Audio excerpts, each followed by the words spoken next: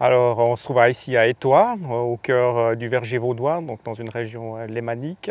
On est à peu près à 450 mètres d'altitude. Bon, je suis producteur de fruits, je suis également vigneron. J'ai une exploitation principalement axée sur la production de pommes, de poires, de cerises, de pruneaux. Et la totalité de ma production est destinée à Lémon Fruits, qui fait la commercialisation auprès de Coop Migros et différents échelons de grossistes ou la gastronomie. J'ai été pendant plusieurs années le porte-parole des producteurs pour les fruits à pépins.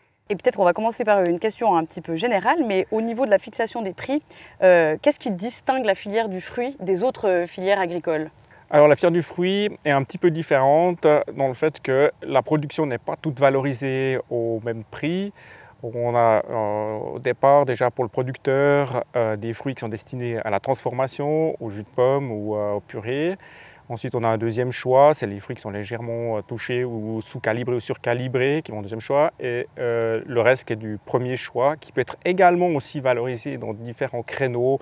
On voit bien dans les magasins, il y a du food-diner, il y a du haut de gamme, il y a différentes possibilités. Donc la totalité de la production n'est pas... on a un prix comme producteur pour notre premier choix, mais la marchandise après n'est pas valorisée tout au même prix dans les créneaux de distribution. Et puis vous travaillez donc à la FUSE. Qu'est-ce que c'est le rôle de cette organisation dans la fixation des prix? Alors la Fruit Union Suisse, c'est le regroupement, c'est le syndicat des producteurs si on veut bien, hein, c'est le regroupement des producteurs qui essayent de faire valoriser leurs intérêts auprès du commerce. Donc on va chercher une entente. On a la chance d'être dans un petit pays et un pays où on peut discuter entre les différents partenaires. Donc là, on regroupe sous l'égide de la Fruit Union Suisse les producteurs et on établit avec le commerce de gros et le commerce de détail, un concept de commercialisation qui prend en compte le potentiel du marché, la qualité des fruits qu'on doit vendre sur le marché, ce qui est commercialisable, et aussi les aspects importation, exportation du fruit. Et puis comment en fait ça se déroule une séance de fixation des prix? C'est qui propose quoi? Et puis comment se prennent les décisions finales? Alors concrètement, sur la base du concept de commercialisation, je suis obligé de revenir là-dessus, donc c'est un document qui tient compte de la capacité globale de commercialisation pour les pommes, puisque j'ai vraiment travaillé pommes et poires. Donc pour les pommes, c'est 100 000 tonnes qui doivent être commercialisées par année en Suisse. Et on a un seuil au mois de fin novembre, on sait qu'on peut commercialiser 57 000 tonnes. Donc les capacités d'entreposage ne doivent pas dépasser ces 57 000 tonnes pour un marché équilibré. Ça, c'est la ligne de base avec le prix de base, si on veut bien.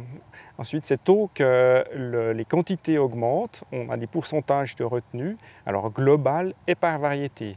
Donc on peut très bien avoir un stock qui est parfait à 57 000 tonnes et une surproduction dans certaines variétés. Donc le prix global du stock sera stable, j'entends pour la majorité des variétés, alors que peut-être l'une ou l'autre, le prix va être un tout petit peu retenu. C'est ça qui détermine. Ensuite, c'est clair, la qualité, le potentiel du marché en fonction de comment fonctionnent les ventes a aussi un rôle à jouer. Donc on sent des fois que la qualité est exceptionnelle, donc les ventes vont très bien, on peut supporter un peu plus de marchandises. C'est ce qui s'est passé ces dernières années quand même. Les commerçants, là je vais le relever quand même, les commerçants nous ont payer mieux que ce qu'ils devaient réellement par rapport à ce qui avait été prévu dans le concept. Et puis d'autres fois, alors c'est clair que si les années sont difficiles, l'écoulement est difficile pour des raisons X ou Y, hein, il peut y avoir une crise aussi en parallèle. À ce moment-là, on a aussi un peu plus de pression. Les prix doivent... Enfin, on doit entendre quand même une certaine baisse pour que le marché se passe bien. Voilà. C'est une négociation avec les différents partenaires. Mais il y a une base qui est fixée dans un concept et ce concept de commercialisation est remis en discussion chaque année.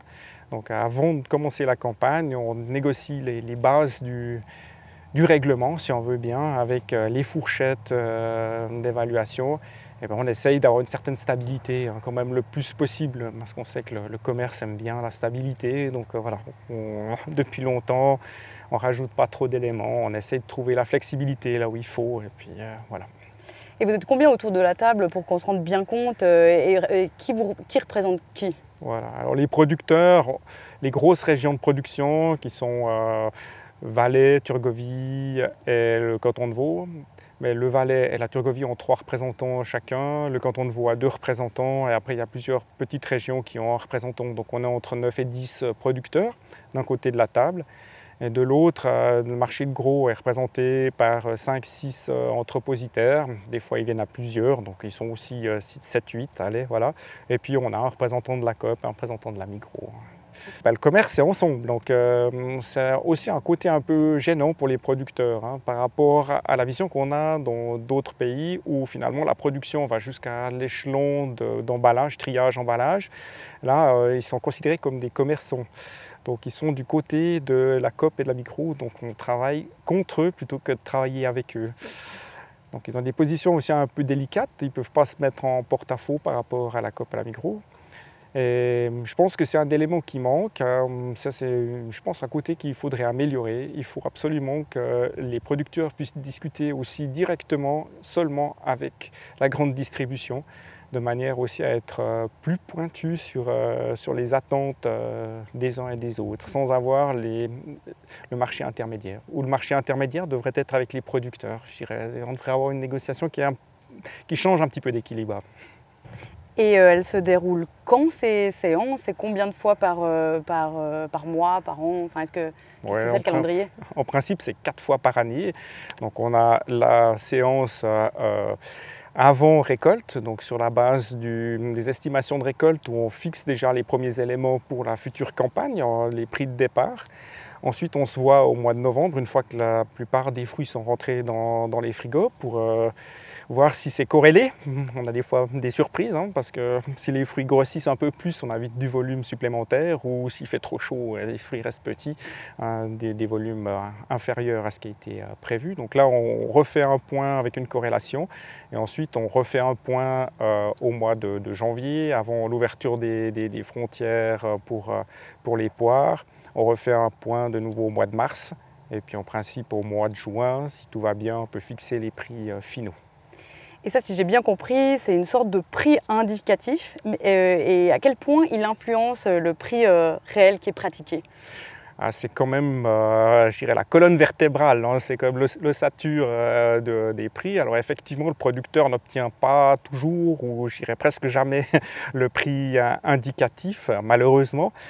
Mais la fluctuation par rapport à ce prix est assez habituelle, je dirais toujours entre 4 et 6 centimes par rapport à ce qui a été fixé. Donc ça permet quand même de tenir tout le marché. Et on fixe pas toutes les variétés, hein. On fixe 5 variétés. On fixe la Gala, la Golden, la Jona Gold, la Braeburn et la Boskop, si je ne me trompe pas. Voilà, donc c'est aussi ces 4 variétés de pommes. Pour les poires, on en fixe aussi 4. La Conférence, la Louise Bonne, la Beurre Bosque, la Williams, pardon. Voilà, on fixe ces 4 variétés et ça donne quand même aussi la nomenclature après pour fixer les prix des autres variétés qui suivent, qui sont soit légèrement meilleures, donc un prix 10 centimes supérieur, ou c'est des variétés, je dirais, plus basiques qui sont vendues à un peu meilleur marché. Et puis donc on a, si j'ai bien compris, plusieurs classes de prix. Oui. Selon différents critères. Oui. Quelle est la différence entre ces différentes classes de prix et quelles sont-elles? Alors la différence entre le premier choix et le deuxième choix, par exemple, elle est énorme, hein. On a réussi là maintenant gentiment à faire remonter le prix du deuxième choix. Le deuxième choix se situe toujours entre je dirais 45 et 60 centimes dans les meilleures conditions. Et pour le premier choix, on a plutôt un prix qui se situe entre 1 franc et 1 franc 30, 1 franc 35 ces dernières années. Et le prix peut fluctuer énormément d'une année à l'autre, hein, par rapport aux autres produits agricoles. Là, par exemple, entre l'année 2023 et l'année 2024, qu'on est en train de boucler, hein, c'est seulement maintenant qu'on fait nos décomptes de production de pommes 2024, on est entre 20 et 25 centimes inférieur à l'année d'avant. Et c'est tout à fait possible que l'année prochaine, on obtienne de nouveau 20 à 25 centimes de plus sur les prix en fonction des quantités produites. Mais qu'est-ce qui s'est passé alors? Alors l'année 2024 était une année de forte production, donc on a eu des surstocks et ça a grandement influencé le prix indicatif. Et puis, il y a un certain volume qui part à l'étranger, par exemple? Oui, alors on essaye ces dernières années, mais c'est plutôt des mesures d'allègement, je dirais, du stock, véritablement du commerce. Les valeurs qu'on obtient en exportant nos fruits sont quand même très largement inférieures à celles du marché suisse. Donc voilà, ça nous permet des fois d'obtenir un meilleur rendement que de la transformation en cidre ou en purée, mais par contre, ça ne nous permet pas de rivaliser avec les prix de la distribution. Et ça part à combien à peu près? On a une idée, une fourchette? Alors, c'est les prix standards de l'Europe. Donc, si chez nous, un produit emballé doit se vendre entre 50 et 3 francs, voilà, pour donner une fourchette, on sera plutôt entre 80 centimes d'euros et 1 euro, 1,10 euro dans les meilleurs cas. Peut-être les coûts de production réels des producteurs, est-ce qu'ils sont suffisamment pris en compte lors des négociations selon vous? Et puis est-ce qu'il y a beaucoup de tensions ou comment est-ce que cet aspect plus globalement il est pris en compte? Oui, alors je dirais non et oui.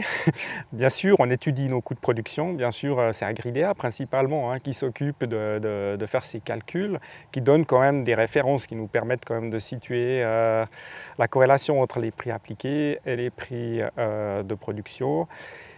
Dans les négociations, c'est principalement le marché qui fait foi. Donc c'est vrai qu'on a une continuité au travers des années avec le prix cible. On a pu remonter ces dernières années un tout petit peu le prix cible grâce aux mesures, notamment sur la durabilité, où on fait des efforts de durabilité pour augmenter encore la qualité de la production locale, pour assurer quand même un standard qui est élevé. Là, on a obtenu quelques centimes supplémentaires.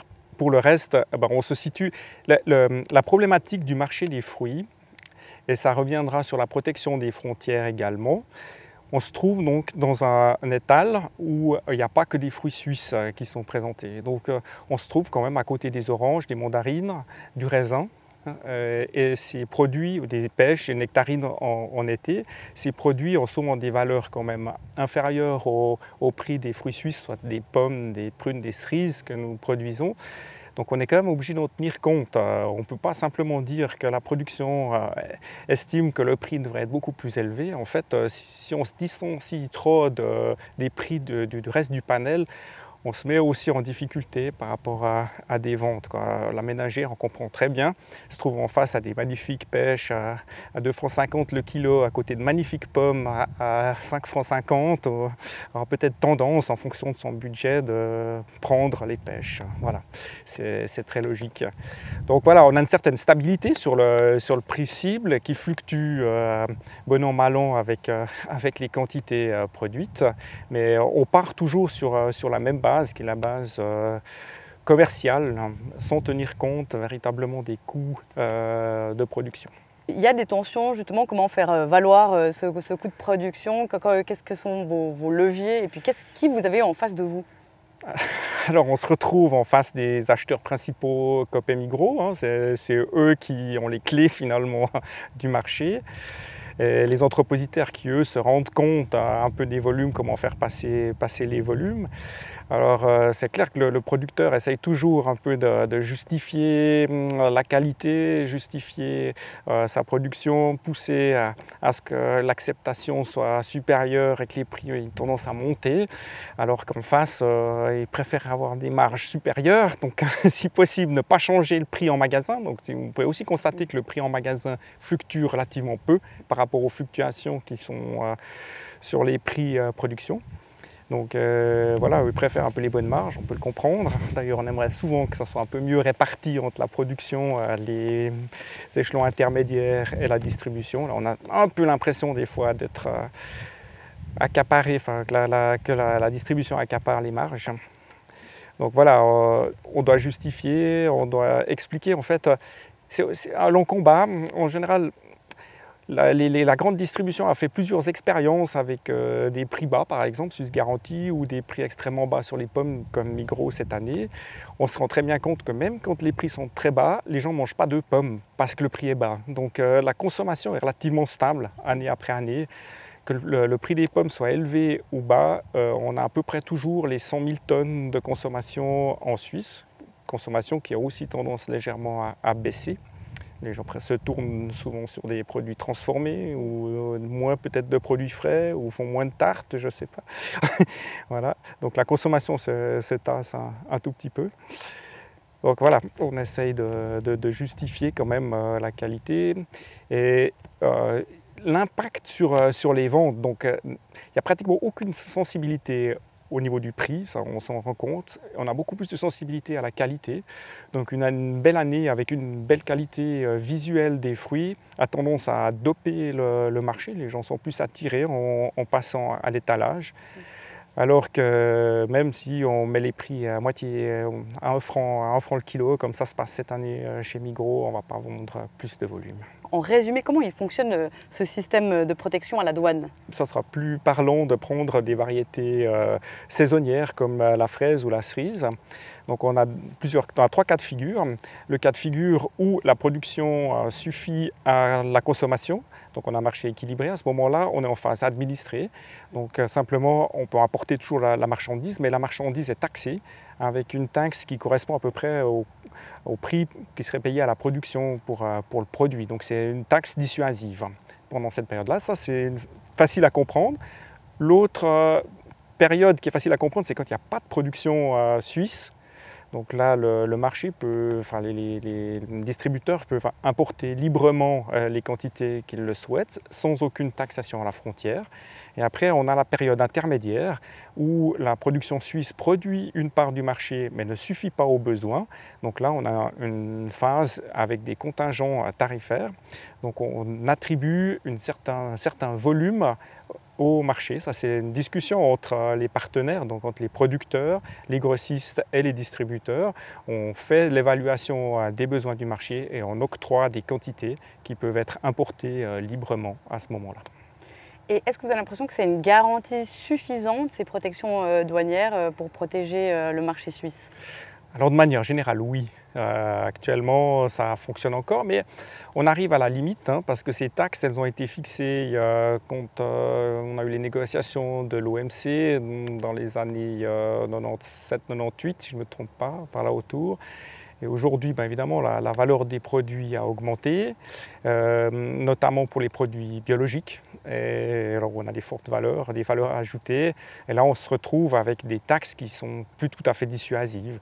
Mais malgré ça, pendant tout ce temps-là, le consommateur est devenu un peu plus fidèle quand même, on doit bien le noter, que le consommateur s'attache à la production locale, a compris le message. C'est aussi à nous de faire comprendre aux consommateurs que le produit local a une valeur. Et on se rend compte aujourd'hui, par exemple sur certaines variétés de pommes, qui sont remplacées une fois qu'on n'a plus la production à mettre sur le marché, par exemple la Jazz, on n'a plus la production locale, on va chercher de la Jazz européenne. À partir de ce moment-là, en général, les ventes s'effondrent. Donc on voit bien que le consommateur est fidèle aux produits suisses. Donc ça compense, je dirais, quand même une partie de cet affaiblissement des droits de douane. Après, il y a toujours évidemment des produits qui passent un peu entre les gouttes. Et peut-être aussi avec le changement climatique, il faudra aussi peut-être un jour protéger d'autres produits comme la pêche. Aujourd'hui, il n'y a pas du tout de protection pour la pêche, pour le kiwi. Donc sur ces productions-là qui deviendront peut-être plus d'actualité avec un climat qui se réchauffe. Voilà, donc à voir. Mais je dirais que globalement, si on peut en tout cas continuer à assurer ce qu'on a jusque-là, on est des producteurs heureux. Et comment vous expliquez cette fidélité à des produits suisses? C'est dû à un bon marketing, à une qualité en plus? Tout le monde devient sensible quand même à cette problématique du CO2, des transports qui quand même polluent. Quand même aussi des normes de production suisse qui sont strictes et qui sont respectées, qui sont contrôlées. Donc là, le travail était bien fait, le marketing également, hein, pour fidéliser nos consommateurs. Le message passe, pas à 100%, on est bien d'accord, il y a encore du travail, heureusement. Mais oui, je pense que cette fidélisation, elle vient grâce à des efforts quand même qui sont faits par tout le monde. Et bon, je pense que si on va jusqu'au bout du problème, le fait que la distribution se permette des marges supérieures sur des produits locaux fait aussi que l'intérêt de ce côté-là n'est pas moindre. Et est-ce que vous pensez que les accords de libre-échange, je pense évidemment au Mercosur, mais aussi ceux avec l'Europe, est-ce que ça menace ce mécanisme de protection des fruits suisses? Et puis quel produit est le plus à risque? Alors bien entendu, chaque fois qu'il y a des négociations, on attend avec, je dirais, une certaine anxiété les résultats des négociations. Dans ces négociations, il y a des listes de sensibilité des produits. Donc à un moment donné, quand les négociateurs doivent faire passer certaines choses, on est quand même toujours à des éléments qui peuvent être mis en valeur d'échange. Il n'y a pas, disons, de produit qui est plus sensible qu'un autre, hein. Globalement, les fruits sont un peu tous dans le même paquet. Voilà, on espère que la sensibilité du produit fait que il ne sera pas pas mis sur l'autel du libre-échange dans les négociations, hein, parce que c'est clair qu'on n'a aucune chance par rapport à l'importation. Il restera la fidélité du consommateur pour acheter les produits, mais bon, à quel pourcentage de la production ça correspond, on a de la peine à évaluer, hein, ça m'est clair, il faudrait jouer l'exercice à 1 sur 1, mais on pense que on serait en dessous du 50% finalement du potentiel de production aujourd'hui pour de la pomme. C'est clair que des produits plus sensibles comme la fraise, la cerise ou des produits locaux, le consommateur est quand même plus attaché. Sur de la pomme, très difficile de faire quand même une différence entre une pomme suisse ou une pomme polonaise, hein. Donc à quelque part, pour un coût de production absolument, je dirais, très, très faible par rapport aux coûts de production locaux, on aura de la peine quand même à jouer des coudes uniquement sur l'image du produit local. Plus généralement, vous avez pu observer des tendances par rapport au prix indicatif.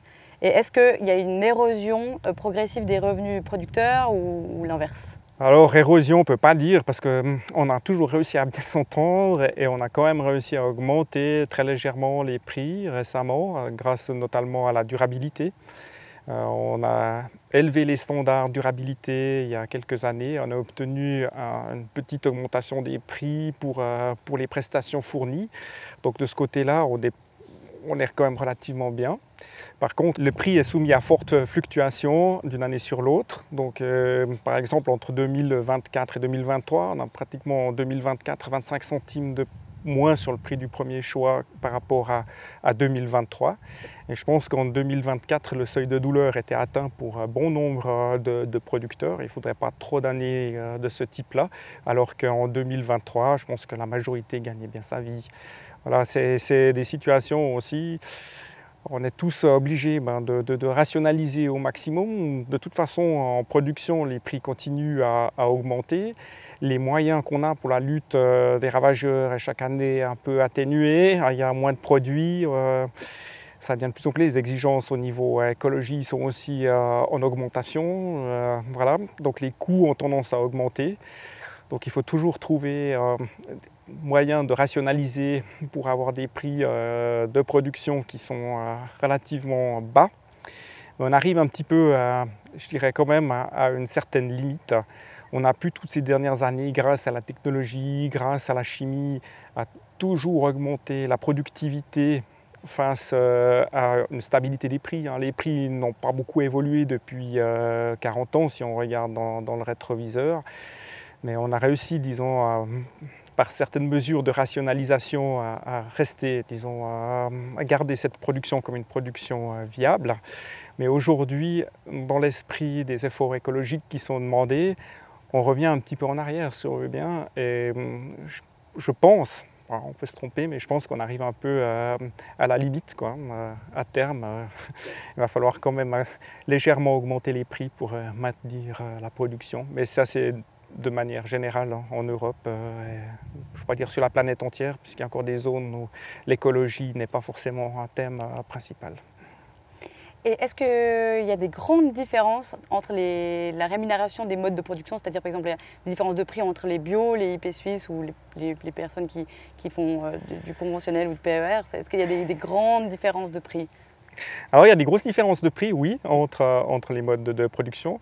Je dirais que le prix de production bio est à peu près au double du prix de la production standard, mais leur productivité est aussi à peu près à la moitié. Donc pas de manière linéaire, hein, c'est ce que ne comprennent pas certains.